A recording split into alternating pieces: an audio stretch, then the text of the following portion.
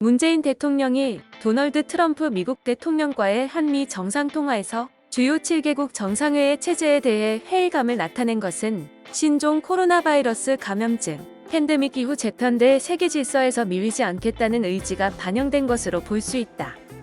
K방역을 계기로 형성된 국제사회의 높은 평가를 발판 삼아 선진국 대열에 합류하는 것은 물론 현재의 영향력을 활용해 정상 외교에서 한국의 이익을 적극 관철시킬 수 있다는 자신감도 묻어있다.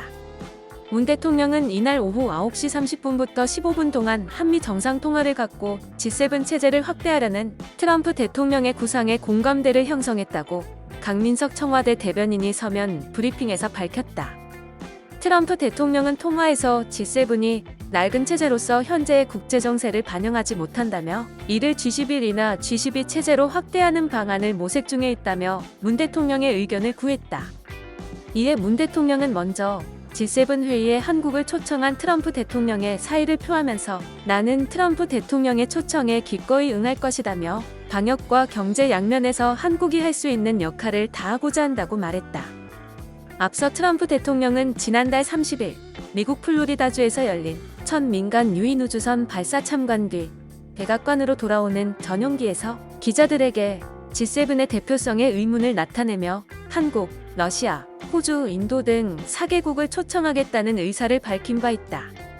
트럼프 대통령이 언급한 G7 플러스 4 체제가 의장국 지위를 활용한 단순 이회성 확대 정상회의를 의미하는 것인지 여부가 분명하지 않았지만 이날 한미 정상통화를 통해 새로운 정상회의체 출범 모색에 방점이 찍혀 있다는 것이 확인됐다. 문 대통령은 G7 체제는 전 세계적 문제에 대응하고 해결책을 찾는 데 한계가 있다며 G7 체제의 전환에 공감하며 G7의 한국과 호주, 인도, 러시아를 초청한 것은 적절한 조치라고 말했다. 문 대통령의 이러한 발언은 이날 통화에서 단순히 의장국 초청에 의한 한 차례 확대 정상회의 개최 방안을 논의한 게 아니라 기존 G7 체제의 함께 위해서 새로운 정상회의체 마련에 대한 공감대를 전제로 한 논의였다는 점을 드러내준다. 한미 정상은 여기에 브라질까지 더한 G12 체제로의 전환에 공감대를 형성했다.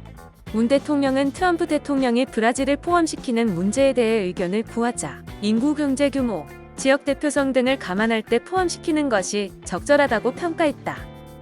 소위 선진국 클럽이라 불리는 G7은 미국, 영국, 프랑스, 독일, 이탈리아, 캐나다, 일본 등 7개국을 회원국으로 하고 있다. 지난 1973년 1차 오일 쇼크에 대한 대책 마련을 위해 미국, 영국, 프랑스, 서독, 일본 등 5개국 재무장관이 모인 것이 출발이 됐다. 이후 1975년 2차 오일 쇼크를 거치며 G5 정상회의로 승격됐고 이탈리아와 캐나다가 참여하며 현재의 G7이 됐다. 어렵사리 명맥을 유지해오던 G7 체제였지만 코로나19 팬데믹의 대응 과정에서 명확한 한계점을 드러냈다는 평가가 지배적이었다. 미국은 180만 명 이상의 확진자 발생에 사망자가 10만 명을 넘어선 최다 발생국이 됐고 나머지 6개 회원국도 상위권에 이름을 올리는 오명을 썼다.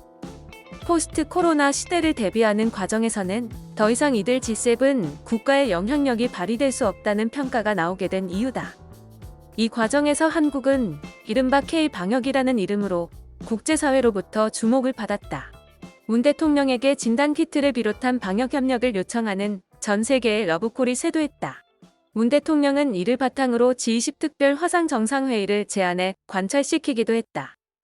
문 대통령이 해외 정상과의 통화는 물론 기회가 될 때마다 코로나19 대응 방안과 관련해 국제사회와의 연대와 협력을 강조한 것도 G11호의 체제전환 논에 참여해 일정 명분이 됐을 수 있다는 평가다. 코로나19의 성공적인 방역으로 한 발 앞서 나간 것을 바탕으로 포스트 코로나 시대를 선도하겠다는 목표를 세운 것도 호응을 얻을 수 있다. 문 대통령은 지난달 10일 취임 3주년 특별연설에서 지금까지 세계 경제를 발전시켜온 세계화 속의 분업 질서가 위협받고 있다면서 위기를 기회로 바꾸는 데 전력을 다하겠다. 세계를 선도하는 대한민국의 길을 열어나가겠다고 밝힌 바 있다. 이러한 문 대통령의 시선은 자연스레 G7 체제 전환 논의와 맞닿은 것으로 평가된다. 포스트 코로나 시대에 재편되는 세계 질서를 예측하고 준비했던 과정들이 기회로 이어진 게 아니냐는 것이다. 다만 외교 전문가들 사이에서는 G7 초청국들이 대중국 봉쇄 전략인 인도태평양 전략 참여국과 크게 다르지 않다는 점에서 자칫 트럼프 대통령의 중국 견제에 이용되는 게 아니냐는 우려의 시각도 있다. 문 대통령이 의도치 않더라도 G7 확대 정상회의 참여가 미중 사이의 패권 전쟁에 가담하는 외교적 결과를 낳을 수 있고 결과적으로 중국을 국제사회에서 고립시키려는 트럼프의 의도에 손을 들어주는 셈이 될 수 있다는 것이다.